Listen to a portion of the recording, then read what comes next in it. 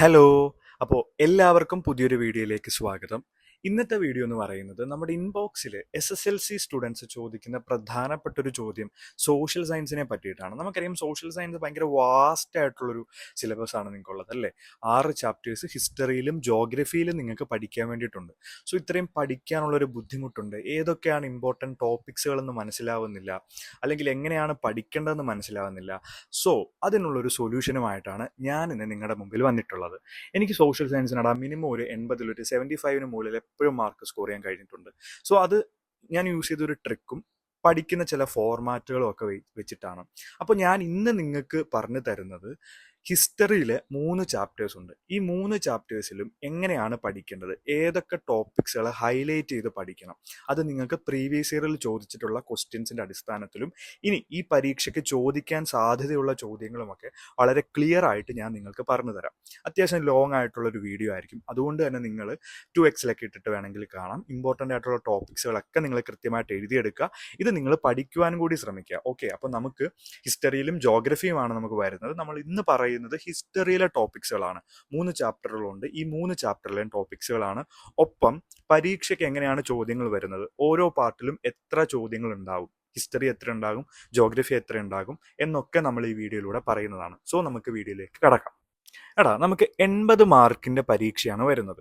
ഈ 80 മാർക്കിന്റെ പരീക്ഷയിൽ ഏതൊക്കെ മാർക്കിന് ചോദ്യങ്ങൾ ചോദിക്കുമെന്നുള്ളത് നമുക്ക് ആദ്യം നോക്കാം. അതായത് 1 മാർക്കിന്റെ ചോദ്യങ്ങൾ, 2 മാർക്കിന്റെ ചോദ്യങ്ങൾ, 3 മാർക്കിന്റെ ചോദ്യങ്ങൾ, 4 മാർക്കിന്റെ ചോദ്യങ്ങൾ, 5 മാർക്കിന്റെ ചോദ്യങ്ങൾ. അതായത് ഒരു എസ്സേ വരുന്നത് 5 മാർക്കിനാണ്. ഓക്കെ, അപ്പോൾ ഇത്രയും ചോദ്യങ്ങളാണ് നമുക്കുള്ളത്. ഇനി ഇതിൻ്റെ ഒരു പ്രത്യേകത എന്ന് പറയുന്നത് ഈ ക്വസ്റ്റ്യൻ പേപ്പറിലുള്ള ചോദ്യങ്ങളെല്ലാം നമുക്ക് ഉത്തരങ്ങൾ എഴുതേണ്ടതായിട്ട് വരും. അപ്പോൾ അതിലൊരു ചെറിയ വ്യത്യാസം വരുന്നത് ചില സെക്ഷനുകളിൽ നിങ്ങൾക്ക് ഓർ ക്വസ്റ്റ്യൻസ് ഉണ്ടാകും. അപ്പോൾ 2 ചോദ്യങ്ങളിൽ ഏതെങ്കിലും ഒരെണ്ണം എഴുതിയാൽ മതിയായിരിക്കും. ഇപ്പം നമുക്ക് 5 മാർക്കിന്റെ ചോദ്യങ്ങൾ എടുത്തു കഴിഞ്ഞാൽ നിങ്ങൾക്ക് ഹിസ്റ്ററിയിൽ നിന്നും ഒരു ചോദ്യം കാണും, ജോഗ്രഫിയിൽ നിന്നും നിങ്ങൾ ഒരു ചോദ്യം എഴുതേണ്ടതായിട്ട് വരും. അപ്പോൾ ഹിസ്റ്ററിയിൽ നിന്നും നിങ്ങൾക്ക് 2 ചോദ്യങ്ങൾ കാണും, അതിലേതെങ്കിലും ഒരെണ്ണം എഴുതിയാൽ മതിയാകും. ഇതുപോലെ തന്നെ ജോഗ്രഫിയിൽ നിങ്ങൾക്ക് 2 ചോദ്യങ്ങൾ കാണും, അതിലേതെങ്കിലും ഒരെണ്ണം എഴുതിയാൽ മതിയായിരിക്കും. ഇങ്ങനെയാണ് നിങ്ങൾക്ക് പരീക്ഷാ പേപ്പർ ക്വസ്റ്റ്യൻസ് വരുന്നത്. ഇനി നമുക്ക് ഒന്നാമത്തെ പാർട്ട് എന്ന് പറയുമ്പോൾ എ പാർട്ടിൽ 1 മുതൽ ഇപ്പോൾ ഒരു 8 വരെ ചോദ്യങ്ങളാണ്. 8 ചോദ്യങ്ങൾ ഉണ്ടാവും. ഇതിനകത്ത് ഹിസ്റ്ററിയുടെയും ചോദ്യങ്ങൾ കാണും, ജോഗ്രഫിയുടെയും ചോദ്യങ്ങൾ കാണും. ഇപ്പൊ കഴിഞ്ഞ വർഷത്തെ നോക്കിക്കഴിഞ്ഞാൽ 2 മാർക്കിന് 1 മാർക്കിന്റെ ക്വസ്റ്റ്യനിൽ 2 ചോദ്യം മാത്രമേ ജോഗ്രഫിയിൽ നിന്നുണ്ടായിരുന്നുള്ളൂ. ബാക്കി 6 ചോദ്യങ്ങളും ഹിസ്റ്ററിയിൽ നിന്നായിരുന്നു. അപ്പൊ നമുക്കൊരു കൃത്യം നമ്പേഴ്സ് എപ്പോഴും പറയാൻ വേണ്ടി കഴിയില്ല. കഴിഞ്ഞ തവണത്തെ നമ്മൾ പരിശോധിക്കുകയാണെങ്കിൽ ഏറ്റവും കൂടുതൽ ചോദ്യങ്ങൾ വന്നിട്ടുള്ളത് ഹിസ്റ്ററിയിൽ നിന്ന് തന്നെയാണ്. ഓക്കെ, ഇതെല്ലാം കൂടെ മിക്സ്ഡ് ആയിട്ടാണല്ലോ നമ്മുടെ പരീക്ഷ നമ്മൾ എഴുതുന്നത്. ഹിസ്റ്ററി ജോഗ്രഫി എന്ന് പറഞ്ഞാൽ സെപ്പറേറ്റ് ആയിട്ടല്ല, രണ്ടും കൂടെ ഒരുമിച്ചാണല്ലോ എഴുതുന്നത്. പക്ഷെ കഴിഞ്ഞ തവണത്തെ ഓണം എക്സാമിന് ഏറ്റവും കൂടുതൽ ചോദ്യങ്ങൾ ചോദിച്ചിട്ടുള്ളത് ഹിസ്റ്ററിയിൽ നിന്നായിരുന്നു. ഏറ്റവും നമ്പേഴ്സ്, ഏറ്റവും കൂടുതൽ മാർക്കിന് ചോദ്യങ്ങൾ ചോദിച്ചിട്ടുള്ളത് ഹിസ്റ്ററിയിൽ നിന്നായിരുന്നു എന്ന് കൂടി മനസ്സിലാക്കുക. അപ്പോൾ ഇങ്ങനെയാണ് നമ്മുടെ ക്വസ്റ്റ്യൻ പാറ്റേൺ വരുന്നത്. ഇതിൽ എല്ലാ ചോദ്യങ്ങളും എഴുതണം. ചില സെക്ഷനിൽ ഓർ ക്വസ്റ്റ്യൻസ് ഉണ്ടായിരിക്കും. ഇപ്പോൾ ബി പാർട്ടിൽ, സി പാർട്ടിലൊക്കെ എടുത്തു കഴിഞ്ഞാൽ ചില ചോദ്യങ്ങൾക്ക് സി പാർട്ടിൽ തന്നെ ചില ചോദ്യങ്ങൾ ഓർ ക്വസ്റ്റ്യൻ ഉള്ളതാണ്, ചിലത് ഓർ ക്വസ്റ്റ്യൻ ഇല്ലാത്ത ചോദ്യങ്ങളും ഉണ്ടായിരിക്കും. അപ്പോൾ ഇങ്ങനെയാണ് നമ്മുടെ ഒരു സ്ട്രക്ചർ വരുന്നത്. അപ്പോൾ നിങ്ങൾക്ക് സ്ട്രക്ചറിനെ പറ്റിയിട്ട് ഒരു ക്ലാരിറ്റി ഉണ്ടായി എന്ന് വിചാരിക്കുന്നു. അപ്പോൾ നമുക്കിനി ഓരോ ചാപ്റ്ററിലേക്ക് കടന്നാലോ? ഓക്കെ, ചാപ്റ്ററിൽ നമുക്ക് 3 ചാപ്റ്ററാണ് പഠിക്കാനുള്ളത്. ഈ 3 ചാപ്റ്ററിലും ഓരോ ചാപ്റ്ററിലും ഏതൊക്കെയാണ് ഇമ്പോർട്ടൻ്റ് ആയിട്ടുള്ള ടോപ്പിക്സ് എന്ന് ഞാൻ വളരെ കൃത്യമായിട്ട് പറഞ്ഞു തരാം. ഇതിൽ ഹൈലൈറ്റ് ചെയ്ത് ആദ്യം നിങ്ങൾ പഠിക്കേണ്ടത് ഏതാണ്, അതുപോലെ തന്നെ 1 മാർക്കിന് ചോദിക്കാൻ സാധ്യതയുള്ളത്, 2 മാർക്ക്, 4 മാർക്ക്, ഇങ്ങനെയൊക്കെ കൃത്യമായിട്ട് തിരിച്ചു പറഞ്ഞതായിരിക്കും. സോ കൃത്യമായിട്ട് നിങ്ങൾ ഈ വീഡിയോ മുഴുവനായിട്ട് കാണാൻ വേണ്ടി ശ്രമിക്കുക. അപ്പോൾ ഇങ്ങനെ നമുക്ക് ഫുൾ ചാപ്റ്റർ പഠിക്കാൻ വേണ്ടിയിട്ട് ടൈമില്ല അല്ലേ. അതായത് ഇപ്പം നമുക്ക് 6 ചാപ്റ്റർ പഠിക്കണം, ഓണം എക്സാം അടുത്ത് വരാൻ പോകുന്നു. അപ്പോൾ ഈ ഒരു സമയത്ത് നമ്മൾ കുറച്ചുകൂടെ സ്മാർട്ടായിട്ട് വർക്ക് ചെയ്താൽ മാത്രമേ നമുക്ക് മാർക്ക് സ്കോർ ചെയ്യാൻ വേണ്ടിയിട്ട് കഴിയൂ. അപ്പോൾ ഒന്നാമത്തെ ചാപ്റ്റർ ആയിട്ടുള്ള ഹ്യൂമാനിസം അല്ലെങ്കിൽ മാനവികത എന്ന് പറയുന്ന ചാപ്റ്ററിൽ ഏറ്റവും കൂടുതൽ ഇമ്പോർട്ടൻസ് കൊടുത്ത് പഠിക്കേണ്ട ടോപ്പിക്സുകൾ ഏതൊക്കെയാണെന്ന് ഞാൻ പറഞ്ഞു തരാം. ഓക്കെ, അപ്പോൾ ഫസ്റ്റ് ചാപ്റ്ററിൽ നമ്മൾ ഏറ്റവും പ്രധാനമായിട്ട് ആദ്യം നിങ്ങൾ പഠിക്കേണ്ടത് ഒരു 5 മാർക്കിൻ്റെ ചോദ്യമാണ്. അതായത് റീഫോർമേഷൻ ആൻഡ് കൗണ്ടർ റീഫോർമേഷൻ, മതനവീകരണം ആൻഡ് മതനവീകരണം എന്ന് പറയുന്ന ഒരു ടോപ്പിക്സ് ഇല്ലേ, അതാണ് നിങ്ങൾ കൃത്യമായിട്ട് പഠിക്കേണ്ടത്. Okay, reformation and counter reformation എന്ന് പറയുന്ന ടോപ്പിക്ക്. ഇതൊരു 5 മാർക്കിന് നിങ്ങൾക്ക് ചോദിക്കാം, അതല്ലെങ്കിൽ അതായത് എസ്സേ ആയിട്ട് ചോദിക്കാം, അതല്ലെങ്കിൽ നിങ്ങൾക്ക് ഇതേപോലെ തന്നെ ഒരു 4 മാർക്കിൻ്റെ ചോദ്യമായിട്ടും റീഫോർമേഷൻ അല്ലെങ്കിൽ കൗണ്ടർ റീഫോർമേഷൻ ഒക്കെ ചോദിക്കാൻ സാധ്യതയുള്ള ചോദ്യമാണ്. ഓക്കെ, അതാണ് നിങ്ങൾ ആദ്യം പഠിക്കേണ്ടത്. രണ്ടാമതായിട്ട് നിങ്ങൾ ഹൈലൈറ്റ് ചെയ്ത് പഠിക്കേണ്ടത് ഹ്യൂമാനിസം ആൻഡ് സ്കോളറ്റിസിസം എന്ന് പറഞ്ഞൊരു ടോപ്പിക്കാണ്. ഇതിൽ നിങ്ങൾക്ക് ചോദ്യം കാണും. കഴിഞ്ഞ പ്രീവിയസ് ഇയറിലും ഇതിൽ നിന്ന് ചോദ്യങ്ങൾ ഉണ്ടായിട്ടുണ്ട്. അതിൻ്റെ ഡിഫറൻസ് നിങ്ങൾക്ക് ചോദിക്കാൻ സാധ്യതയുണ്ട്. 4 മാർക്കിനും ചോദിക്കാം. ഇതേപോലെ എസ് ആയിട്ട് നിങ്ങൾക്ക് ചോദിക്കാൻ സാധ്യതയുള്ളൊരു ചോദ്യമാണ്. ഇനി അതിൽ നിന്നും ആദ്യം നമ്മൾ 1 മാർക്ക് 2 മാർക്കിലേക്കൊക്കെ വരികയാണെങ്കിൽ, റിനൈസൻസ് സ്റ്റാർട്ട് ചെയ്തത് ഇറ്റലിയിലാണ് അല്ലേ? അപ്പോൾ എന്തുകൊണ്ടാണ് റിനൈസൻസ് ഇറ്റലിയിൽ സ്റ്റാർട്ട് ചെയ്യാനുള്ള കാരണം? അതുപോലെ തന്നെ ഈ യൂറോപ്പിൽ റിനൈസൻസിൻ്റെ ഭാഗമായിട്ടുണ്ടായ മാറ്റങ്ങൾ ഏതൊക്കെയാണ്? നിങ്ങൾക്ക് ചാപ്റ്റർ തുടങ്ങുമ്പോൾ തന്നെ എനിക്ക് സെക്കൻഡ് പേജിലാണെന്ന് തോന്നുന്നു, പോയിന്റ് വൈസ് ആയിട്ട് കുറേ കാര്യങ്ങളുണ്ട്. റിനൈസൻസ് യൂറോപ്പിൽ ഉണ്ടാക്കിയിട്ടുള്ള ചേഞ്ചസുകൾ എന്തൊക്കെയാണെന്ന്. ഇത് നിങ്ങൾക്കൊരു 2 മാർക്കിനോ അല്ലെങ്കിൽ 4 മാർക്കിനോ ചോദിക്കാൻ സാധ്യതയുള്ളതാണ്. അതുപോലെ തന്നെ ബ്യൂബോണിക് പ്ലേഗിനെ പറ്റി പഠിക്കുന്നില്ലേ? അപ്പോൾ ഈ ബ്യൂബോണിക് പ്ലേഗ് ഹ്യൂമാനിസത്തിൻ്റെ എമർജൻസിന് എങ്ങനെയാണ് കാരണമായിട്ടുള്ളത് എന്ന് പ്രീവിയസ് ഇയറിൽ ചോദിച്ചിട്ടുള്ളതാണ്. ഓക്കെ, ഹ്യൂമാനിസത്തിൻ്റെ വളർച്ചയ്ക്ക് എങ്ങനെയാണ് ബ്യൂബോണിക് പ്ലേഗ് കാരണമായിട്ടുള്ളത് എന്ന് ഓണം എക്സാമിനും കഴിഞ്ഞ വർഷം ചോദിച്ചിട്ടുള്ളതാണ്. സോ ഇതും കൂടി നിങ്ങളൊന്ന് നോക്കി വെക്കേണ്ടതാണ്. ഇനി നമുക്കറിയാം, ഈ ഒരു ചാപ്റ്ററിൽ നിന്ന് നിങ്ങൾക്ക് ഷുവറായിട്ട് ചോദിക്കുന്നതാണ് ഒന്നുകിൽ ഒരു മാച്ച് ദ ഫോളോവിങ്, രണ്ടാമതായിട്ട് നിങ്ങൾക്ക് കറക്റ്റ് പേയേഴ്സ് കണ്ടുപിടിക്കാൻ വേണ്ടിയിട്ട്, പിന്നെ 1 മാർക്കിൽ നിന്നും ഈ ഒരു സെക്ഷനിൽ നിങ്ങൾക്ക് ചോദ്യം കാണും. അപ്പോൾ അതെന്താണെന്ന് പറഞ്ഞു കഴിഞ്ഞാൽ, റിനൈസൻസ് പീരീഡിൽ പെയിൻറ്റിങ്ങിലും സ്കൾച്ചറിലും ലിറ്ററേച്ചറിലും ആർട്ടിലും ഹിസ്റ്റോറിയോഗ്രാഫിയിലും ഒക്കെ നിരവധി മാറ്റങ്ങൾ വന്നിട്ടുണ്ട് അല്ലേ?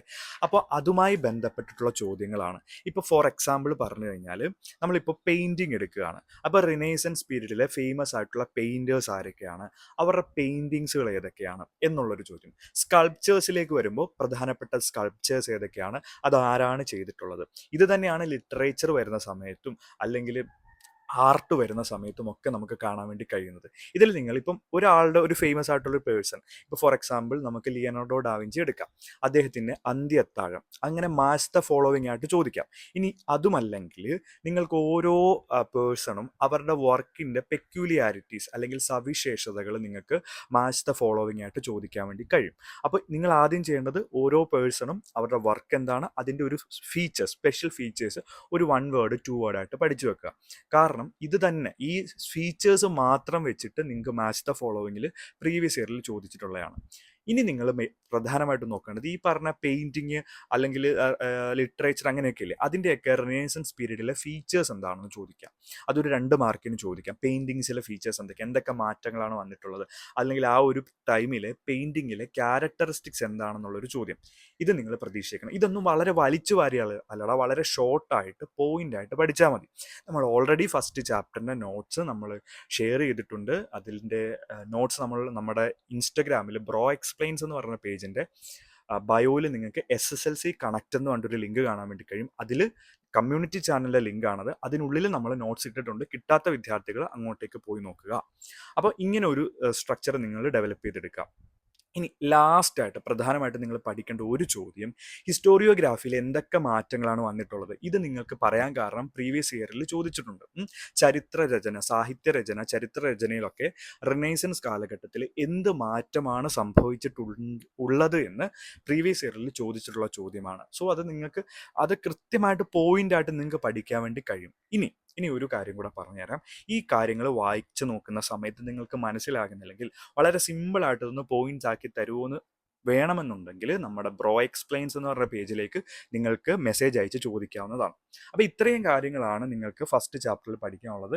വളരെ ഡീറ്റെയിൽ ആയിട്ട് കുറേ കാര്യങ്ങളുണ്ട്. നിങ്ങൾ സ്പെസിഫിക് ആയിട്ട് ഈ പറഞ്ഞ കാര്യങ്ങൾ, പറഞ്ഞ പോയിന്റ്സുകൾ മാത്രം പഠിക്കുക. ഈ പോയിൻ്റായിട്ട് പഠിച്ചു കഴിഞ്ഞാൽ നിങ്ങൾക്ക് എഴുതാൻ വേണ്ടി കഴിയും. ഫസ്റ്റ് ഇമ്പോർട്ടൻസ് നമ്മൾ കൊടുക്കേണ്ട ഏതാ? ഒന്നാമത്തത് റിഫോർമേഷൻ ആൻഡ് കൗണ്ടർ റിഫോർമേഷൻ. രണ്ടാമതായിട്ട് നമുക്ക് ഇമ്പോർട്ടൻസ് കൊടുക്കേണ്ടത് സ്കോളാറ്റിസിസം ആൻഡ് ഹ്യൂമാനിസം. മൂന്നാമതായിട്ട് ഈ ഹിസ്റ്റോറിയോഗ്രാഫിയും അതുപോലെ തന്നെ ഓരോ പാർട്ടിലും renaissance in painting, sculptures, literature, അതുപോലെ തന്നെ ഹിസ്റ്റോറിയോഗ്രാഫി, ഇതിലൊക്കെ വന്നിട്ടുള്ള പ്രധാനപ്പെട്ട വ്യക്തികൾ, അവരുടെ വർക്ക്സ് എന്താണെന്ന് കൃത്യമായിട്ട് പഠിക്കുക. അപ്പോൾ നമുക്കിനി സെക്കൻഡ് ചാപ്റ്ററിലേക്ക് പോയാലോ? സെക്കൻഡ് ചാപ്റ്ററിൽ ഇതുപോലെ തന്നെ നിങ്ങൾക്ക് ആയിട്ട് ചോദിക്കാവുന്ന ഒരു ചോദ്യമാണ് ഫ്രഞ്ച് സൊസൈറ്റി അല്ലെങ്കിൽ സോഷ്യൽ സിസ്റ്റം എങ്ങനെയാണ് എങ്ങനെയായിരുന്നു എന്നുള്ളത്. അത് പലതവണ പരീക്ഷയ്ക്ക് ചോദിച്ചിട്ടുണ്ട്. അതായത് നിങ്ങൾക്ക് 3 എസ്റ്റേറ്റുകൾ പഠിക്കാനുണ്ട് അല്ലേ? First estate, second estate, third estate. ഈ 3 എസ്റ്റേറ്റുകളെ പറ്റിയിട്ട് കൃത്യം അതാണ് നമ്മുടെ സാമൂഹിക വ്യവസ്ഥ, ഫ്രഞ്ച് സൊസൈറ്റിയിൽ ഉണ്ടായിരുന്ന സാമൂഹിക വ്യവസ്ഥ. ഇതിലേതെങ്കിലും ഒരു എസ്റ്റേറ്റ് മാത്രമായിട്ട് നിങ്ങൾക്ക് 3 മാർക്കിനും 4 മാർക്കിനും ചോദിക്കാൻ സാധ്യതയുള്ള ചോദ്യങ്ങൾ കൂടിയാണ്. അപ്പോൾ ആദ്യം നിങ്ങൾ പഠിക്കേണ്ടത് ഒരു എസ്സേ എന്നുള്ള ലെവലിൽ ഇത് പഠിക്കേണ്ടതാണ്. ഓക്കെ, ഇനി രണ്ടാമതായിട്ട് നിങ്ങൾ പ്രാധാന്യം കൊടുക്കേണ്ടത് കുറേ ഇൻഫ്ലുവൻസേഴ്സ് നിങ്ങൾക്ക് ഫ്രഞ്ച് റവല്യൂഷൻ എന്ന് പറഞ്ഞ രണ്ടാമത്തെ ചാപ്റ്ററിൽ പഠിക്കാനുണ്ട്. അതിൽ പ്രധാനമായിട്ടും റൂസോയെ പറ്റി നിങ്ങൾ ഒരു കാരണവശാലും വിടാണ്ട് പഠിക്കണം. റൂസോയുടെ സോഷ്യൽ കോൺട്രാക്റ്റ്, ബാക്കി റൂസോ പറഞ്ഞിട്ടുള്ള കൺസെപ്റ്റുകൾ എന്തൊക്കെയാണ്, ഇത് നിങ്ങൾ കൃത്യമായിട്ട് സെക്കൻഡ് ചാപ്റ്ററിൽ പഠിക്കേണ്ടതായിട്ടുണ്ട്. ഇനി മൂന്നാമതായിട്ട് വരുമ്പോൾ നമുക്ക് consequences of French revolution, French റവല്യൂഷൻ്റെ അനന്തരഫലങ്ങൾ എന്തൊക്കെയാണ് സംഭവിച്ചത്, എന്തൊക്കെ മാറ്റങ്ങളാണ് സംഭവിച്ചിട്ടുള്ളത് എന്ന് കൃത്യമായിട്ട് നോക്കണം. ഇത് വെരി വെരി വെരി ഇമ്പോർട്ടൻ്റ് ആണ്. അണ്ടർലൈൻ ചെയ്ത് തന്നെ പഠിക്കുക, കോൺസിക്വൻസസ് ഓഫ് ഫ്രഞ്ച് റവല്യൂഷൻ എന്ന് പറയുന്നത്. ഇനി പ്രധാനമായിട്ടും ഇതിൽ പഠിക്കേണ്ട ഒരാളുണ്ട്, നെപ്പോളിയൻ. ഓക്കെ, അപ്പം നെപ്പോളിയനെ പറ്റിയിട്ട് കൃത്യമായിട്ട് ഫ്രഞ്ച് റവല്യൂഷനിൽ പഠിക്കണം. അതിൽ പ്രധാനമായിട്ടും നമ്മൾ നെപ്പോളിയനെ പറ്റി പഠിക്കുന്നത് അദ്ദേഹത്തിൻ്റെ അഡ്മിനിസ്ട്രേറ്റീവ് റീഫോർമേഷൻസുകളാണ്. അത് അണ്ടർലൈൻ ചെയ്ത് വെരി വെരി ഇമ്പോർട്ടൻറ്റ് നിങ്ങൾ പഠിക്കേണ്ടതാണ്. കോൺസിക്വൻസസ് ഓഫ് ഫ്രഞ്ച് റവല്യൂഷൻ, നെപ്പോളിയൻ്റെ അഡ്മിനിസ്ട്രേറ്റീവ് റീഫോംസുകളെ പറ്റി പഠിക്കണം.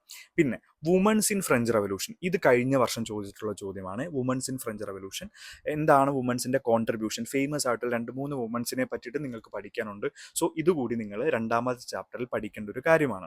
ഇനി ടെന്നീസ് കോട്ട് ഓത്ത്, ടെന്നീസ് കോട്ട് പ്രതിജ്ഞ അല്ലെ, സ്വന്തമായിട്ടൊരു കോൺസ്റ്റിറ്റ്യൂഷൻ വേണമെന്ന് പറഞ്ഞിട്ട് നടത്തിയിട്ടുള്ളൊരു ഇതായിരുന്നു ടെന്നീസ് കോട്ട് ഓത്ത് എന്ന് പറയുന്നത്. അതിനെ പറ്റിയിട്ടും പഠിക്കുക. പിന്നെ അടുത്ത ചോദ്യം എന്ന് പറയുന്നത് നാഷണൽ അസംബ്ലി മുന്നോട്ട് വെച്ചിട്ടുള്ള റീഫോംസ്, അതായത് പൊളിറ്റിക്കൽ, എക്കണോമിക്കൽ ആൻഡ് അഡ്മിനിസ്ട്രേറ്റീവ് റീഫോംസുകൾ എന്തൊക്കെയാണ് നാഷണൽ അസംബ്ലി മുന്നോട്ട് വെച്ചിട്ടുള്ളത്, ഇത് നിങ്ങൾ പഠിക്കേണ്ട ഒരു ചോദ്യമാണ്. ഇനി ഫ്രഞ്ച് നാഷണൽ അസംബ്ലി മുന്നോട്ട് വെച്ചിട്ടുള്ള റീഫോംസുകൾ ഏതൊക്കെയാണ്, അതായത് സോഷ്യൽ റീഫോമുകൾ എന്തൊക്കെയാണ്, പൊളിറ്റിക്കൽ റീഫോംസുകൾ എന്തൊക്കെയാണ്, അങ്ങനെയുള്ള എക്കണോമിക് റീഫോംസുകൾ എന്തൊക്കെയാണ്, ഈ ഒരു കാര്യം മാത്രം സ്പെസിഫിക് ആയിട്ട് പഠിക്കുക. ലാസ്റ്റായിട്ട് നിങ്ങൾ പഠിക്കേണ്ടത് വിയന്ന കോൺഗ്രസ് ആണ്. അപ്പോൾ ഇത്രയും കാര്യങ്ങളാണ് നിങ്ങൾ രണ്ടാമത്തെ ചാപ്റ്ററിൽ നിങ്ങൾ പഠിക്കേണ്ടതായിട്ടുള്ളത്. അപ്പം മെയിനായിട്ട് എന്തൊക്കെയാണ് പഠിക്കേണ്ടത്, എന്താണ് കാര്യങ്ങൾ നമ്മൾ പറഞ്ഞു. ഇനി ലാസ്റ്റ് ചാപ്റ്റർ മൂന്നാമത്തെ ചാപ്റ്റർ നിരവധി വിദ്യാർത്ഥികൾക്ക് കുറച്ചൊരു കൺഫ്യൂഷൻ ഉണ്ടാക്കുന്ന ഒരു ഒരു ക്ലാരിറ്റി ഇല്ലാത്ത, അതായത് കുറച്ചൊരു എന്താ ഡ്രൈ ആയിട്ടുള്ളൊരു ടോപ്പിക്കാണ്. എന്ന് പറഞ്ഞാൽ എടാ ഇത് നിങ്ങൾക്ക് വളരെ സിമ്പിൾ ആയിട്ടുള്ള ചാപ്റ്ററാണ് മൂന്നാമത്തെ ചാപ്റ്റർ. നിങ്ങൾക്ക് സ്വയമേ എഴുതാൻ കഴിയുന്ന ഒരു ചാപ്റ്റർ കൂടിയാണ് ഈ മൂന്നാമത്തെ ചാപ്റ്റർ എന്ന് പറയുന്നത്. ഓക്കെ, മൂന്നാമത്തെ ചാപ്റ്ററിൽ നിങ്ങൾ ആദ്യം പഠിക്കേണ്ടത് കോമൺ സെൻസ് നോളജ് എന്താണ്, അതിൻ്റെ ലിമിറ്റേഷൻ എന്താണ്. മലയാളത്തിൽ പറഞ്ഞു കഴിഞ്ഞാൽ എനിക്ക് തോന്നുന്നു സാമാന്യ ബോധജ്ഞാനം. ഈ ഒരു ടോപ്പിക്കാണ് നിങ്ങൾ ആദ്യം പഠിക്കേണ്ടത്. അതിൻ്റെ ലിമിറ്റേഷൻസ് എന്താണെന്ന് പലതവണ ചോദിച്ചിട്ടുണ്ട്. ഇനി സോഷ്യൽ അനാലിസിസിനെ പറ്റിയിട്ട് നിങ്ങൾക്കൊരു ഡെഫിനിഷൻ ആയിരിക്കും ചോദിക്കുന്നത്. ആ ഡെഫിനിഷൻ ലെവലിൽ മാത്രം നിങ്ങൾ സോഷ്യൽ അനാലിസിസിനെ പറ്റിയിട്ട് പഠിച്ചാൽ മതിയാകും.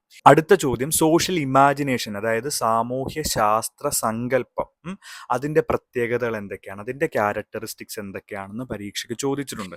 ഈ സോഷ്യൽ ഇമാജിനേഷൻ ആൻഡ് അതിൻ്റെ ക്യാരക്ടറിസ്റ്റിക്സ് എന്ന് പറയുന്നത് വളരെ ഇമ്പോർട്ടൻ്റ് ആയിട്ടുള്ള ഒരു ടോപ്പിക്കാണ്. അത് നിങ്ങൾക്ക് 4 മാർക്കിന് ചോദിക്കും. ഈ ക്യാരക്ടറിസ്റ്റിക്സ് വെച്ചിട്ട് തന്നെ ഓരോന്നും അതിൻ്റെ ഡീറ്റെയിൽ ആയിട്ടുള്ളൊരു എസ്സേ ലെവലിൽ നിങ്ങൾക്ക് ചോദിക്കാവുന്ന ഒരു ചോദ്യമാണ്. ഇനി നിങ്ങൾ അതിൽ പ്രധാനമായിട്ടും പഠിക്കേണ്ട ഒരു 1 മാർക്ക് ചോദ്യമുണ്ട്, സെൽഫ് റിഫ്ലക്ഷൻ എന്താണെന്നുള്ളത്. ആ സെൽഫ് റിഫ്ലക്ഷൻ ഒരു ഡെഫിനിഷൻ നിങ്ങൾ കൃത്യമായിട്ട് പഠിക്കുക.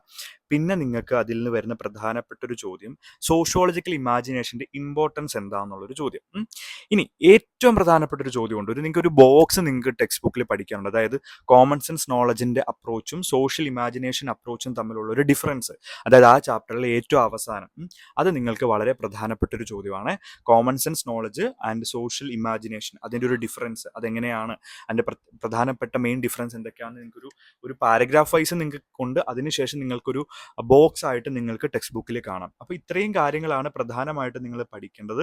സോഷ്യൽ ഇമാജിനേഷൻ്റെ ക്യാരക്ടറിസ്റ്റിക്സ് വളരെ ഇമ്പോർട്ടൻ്റ് ആണ്, അത് നിങ്ങളൊന്ന് നോക്കിക്കോണം. അത് സാധാരണഗതിയിൽ പലതവണ ചോദിച്ചിട്ടുള്ളതാണ്. അപ്പോൾ ഇങ്ങനെയുള്ള കാര്യങ്ങളാണ്. പിന്നെ നിങ്ങൾക്ക് ഈ ക്യാരക്ടറിസ്റ്റിക്സിനകത്ത് തന്നെ ഓരോ ക്യാരക്ടറിസ്റ്റിക്സും അതിനൊരു എക്സാമ്പിളും കൂടി വരുന്നുണ്ട്. ഇതിൻ്റെ ഒരു സിമ്പിൾ ആയിട്ടുള്ള പോയിന്റ് വൈസ് നോട്ട് വേണമെന്നുണ്ടെങ്കിൽ നിങ്ങൾക്ക് നമ്മുടെ വാട്സാപ്പിൽ നമ്മുടെ ബ്രോഡ്കാസ്റ്റ് ചാനലുണ്ട്. ഈ ബ്രോഡ്കാസ്റ്റ് ചാനലിലെ ലിങ്ക് ഞാനിവിടെ ബയോയിൽ ഞാൻ തന്നിരിക്കാം. അതോടൊപ്പം തന്നെ നമ്മുടെ മെയിൻ ഇൻസ്റ്റഗ്രാമിൽ നിങ്ങൾക്കൊരു കമ്മ്യൂണിറ്റി ചാനൽ കാണാൻ വേണ്ടി കഴിയും. ഈ കമ്മ്യൂണിറ്റി ചാനലിലെ ലിങ്കും ഞാൻ ഇതിൻ്റെ അടിയിൽ തന്നെ തന്നിരിക്കാം. സോ നിങ്ങൾക്ക് ഇതിനകത്തെല്ലാം നോട്ട്സും പഠിക്കാൻ വേണ്ടിയുള്ള കാര്യങ്ങളും ഒക്കെ കിട്ടും. എടാ മക്കളെ, വളരെ പ്രധാനപ്പെട്ട ഒരു കാര്യം കൂടി പറഞ്ഞു തരാം. ഹിസ്റ്ററി നിങ്ങളൊരു സ്റ്റോറി ലൈൻ പോലെ പഠിക്കുക. കാണാപ്പാഠം പഠിക്കാതിരുന്ന് നമുക്കെല്ലാം കൂടെ കൺഫ്യൂഷനായി പോകും. നിങ്ങളൊരു സിനിമയിലെ സ്റ്റോറി അങ്ങനെ ഓർത്തിരിക്കുന്നത് അതുപോലെ പഠിക്കാൻ ശ്രമിക്കുക. ഇനി വായിച്ചിട്ട് നിങ്ങൾക്ക് മനസ്സിലായിട്ടില്ല, അല്ലെങ്കിൽ കുറച്ചുകൂടെ സിമ്പിൾ ആയിട്ടുള്ള പോയിന്റ്സ് ആക്കി തരുമോ, പ്രധാനപ്പെട്ട കാര്യങ്ങളെല്ലാം വേണം, സിമ്പിൾ പോയിന്റ്സ് ആക്കി തരുമോ എന്നൊക്കെ ആഗ്രഹമുള്ള വിദ്യാർത്ഥികൾക്ക് നമ്മുടെ ബ്രോഡ്കാസ്റ്റ് ചാനലിലേക്ക് മെസ്സേജ് അയക്കാം. നമുക്ക് DM-ലേക്ക് വന്ന് ചോദിക്കാം. നിങ്ങൾക്ക് ക്ലിയർ ആയിട്ട് വളരെ സിമ്പിളായിട്ട് നമ്മൾ ഇതെല്ലാം പറഞ്ഞു തരുന്നതാണ്. ഇതുപോലെ തന്നെ ബാക്കി എല്ലാ സബ്ജക്റ്റും നിങ്ങൾ ഹൈലൈറ്റ് ചെയ്ത് പഠിക്കേണ്ട ടോപ്പിക്സുകളൊക്കെ നമ്മളിത് ആ വീഡിയോയിലൂടെ തരും. അപ്പോൾ നിങ്ങൾ ചെയ്യേണ്ട നമ്മുടെ വീഡിയോ ഒന്ന് സബ്സ്ക്രൈബ് ചെയ്തിട്ടിരിക്കുക. മാക്സിമം ഫ്രണ്ട്സിലേക്ക് അയച്ചു കൊടുക്കാൻ മറക്കരുത്. പിന്നെ നിങ്ങൾക്ക് ഈ വീഡിയോ ഉപകാരപ്പെട്ടോ, എന്തൊക്കെ കാര്യങ്ങളാണ് നിങ്ങൾക്ക് ഇനി അടുത്തതായിട്ട് വേണ്ടത് എന്ന് നിങ്ങൾ വീഡിയോയുടെ താഴെ കമൻറ്റ് ഇട്ട് കഴിഞ്ഞു കഴിഞ്ഞാൽ നിങ്ങൾക്ക് വളരെ കൃത്യമായിട്ട് നല്ല മാർക്ക് സ്കോർ ചെയ്യാൻ പറ്റുന്ന രീതിയിലുള്ള ടിപ്സുകളും എല്ലാ സ്റ്റഡി മെറ്റീരിയൽസും ഒക്കെ നമ്മൾ പ്രൊവൈഡ് ചെയ്ത് തരുന്നതായിരിക്കും. സോ എല്ലാവരും ഹാപ്പി ആയിട്ടിരിക്കുക. നിങ്ങൾക്ക് എന്ത് ഡൗട്ട്സുകൾ ഉണ്ടെങ്കിലും അത് ക്ലിയർ ആയിട്ട് ഞാൻ പറഞ്ഞു തരാം. നിങ്ങൾ DM-ലേക്ക് ടെയിൽസ് ഓഫ് സ്റ്റുവർഡ്സിലേക്കും ബ്രോ എക്സ്പ്ലെയിൻ എന്ന് പറഞ്ഞ പേജിലേക്കും നിങ്ങൾക്ക് ഫോളോ ചെയ്തതിന് ശേഷം മെസ്സേജ് അയച്ച് ചോദിക്കാവുന്നതാണ്. സോ എല്ലാവരും ഹാപ്പി ആയിട്ടിരിക്കുക, സേഫ് ആയിട്ടിരിക്കുക. Bye bye.